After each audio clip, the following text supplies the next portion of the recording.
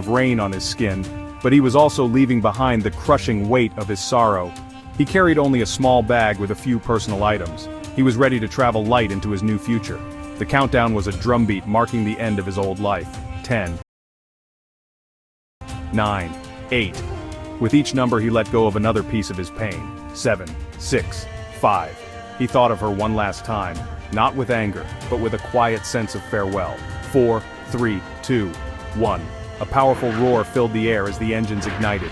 He was pushed back into his seat by an immense force, the force of a new beginning. The rocket trembled and then lifted, slowly at first, then faster and faster, climbing away from the Earth and all its troubles. Through the small window, he watched the world shrink. The cities became patterns of light, the continents became familiar shapes on a map, and soon the entire planet was a swirling ball of blue and white.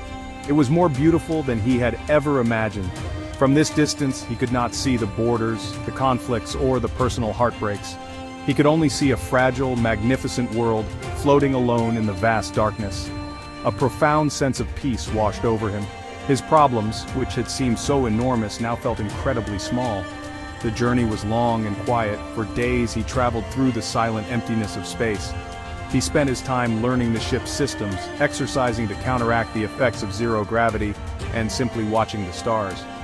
Outside his window, the cosmos put on a show of breathtaking beauty. He saw nebulae that looked like giant, colorful clouds and galaxies that swirled like celestial whirlpools. This was the universe in its purest form, a place of infinite wonder and possibility. He was no longer a man defined by a broken heart, but an explorer in a new and amazing reality.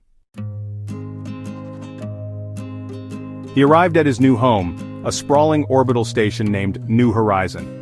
It was a city in the sky, a marvel of engineering and human ingenuity. Life here was different. There was no up or down, only the direction you chose to go. His small living quarter had a large window that offered a constant, stunning view of the earth below. Every 90 minutes, he would witness a sunrise or a sunset, a rhythmic reminder that time was always moving forward, bringing new light after every period of darkness. The routines of life on the station gave him structure and a sense of purpose.